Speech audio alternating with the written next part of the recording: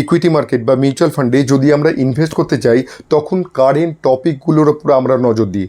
আমরা সবসময় না রিসেন্সি বায়াস, আপনি তো রিসেন্ট ঘটনার উপর বিচার করে বিশ্লেষণ করে আপনি ইনভেস্টমেন্ট করেন, কিন্তু আপনার অ্যাডভাইজার কোন দৃষ্টিভঙ্গি দিয়ে মার্কেটটাকে দেখে বা মার্কেটটাকে বিচার করে এবং অ্যানালাইজ করে আপনাকে গাইডেন্স দেয়, সেইটা এই ভিডিওতে আমরা এক্সপ্লেন করছি।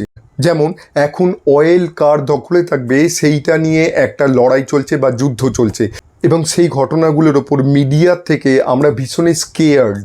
এই প্রিন্ট আর ইলেকট্রনিক মিডিয়া আমাদের ব্রেনের মধ্যে একটা সফটওয়্যার ঢুকিয়ে দিচ্ছে। এই সফটওয়্যারের নাম হচ্ছে ফিয়ার।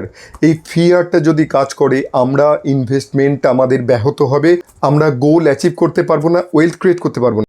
তাহলে কোন দৃষ্টিভঙ্গি দিয়ে মার্কেটটাকে দেখতে হবে সেইটাই এই ভিডিওতে দেখাচ্ছি। কারণ আমরা তো ওয়ার্ডটাকে থামাতে পারবো না, আমরা খালি আমাদের ডিসিশানটাকে চেঞ্জ করতে পারি বা স্ট্র্যাটেজিটাকে চেঞ্জ করতে পারি যাতে আমরা ওয়েলথ ক্রিয়েট করতে পারি। আর যদি আমরা আমাদের স্ট্র্যাটেজিটাকে চেঞ্জ করতে হয় তাহলে আমরা কোন দৃষ্টিভঙ্গি দিয়ে ব্যাপারটাকে বিশ্লেষণ করব। এবার অ্যাডভাইসারের দৃষ্টিভঙ্গিটা দেখাই কোন কোন প্যারামিটার বিশ্লেষণ করলে আপনি সঠিক ডিসিশান নিতে পারবেন। প্রথমত আমাদের দেখতে হবে কিভাবে পরিস্থিতিটা বদলালো। 2020 থেকে 2024 পর্যন্ত ভীষণ রোজি ওয়েদার ছিল, ভীষণ রোজি মার্কেট ছিল, মার্কেট সবসময় আপ ট্রেন্ডে যাচ্ছিল। কিন্তু 2024-এর পর থেকে মার্কেট ডাউন হতে শুরু করলো। তারপর থেকে একের পর এক ইস্যু স্টার্ট হলো। সেই ইস্যুগুলো কি কি? 1 নম্বর হচ্ছে ইন্ডিয়ান মার্কেট এক্সপেন্সিভ হতে শুরু করলো। 2 নম্বর মাল্টিপল ওয়ার শুরু হলো।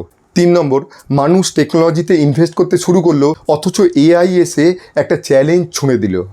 4 নম্বর ইউএস প্রেসিডেন্ট এসে নতুন ট্যারিফ ইমপ্লিমেন্ট করতে শুরু করলো। তারপরই 5 নম্বর মার্কেট ধীরে ধীরে কারেক্টেড হতে লাগলো।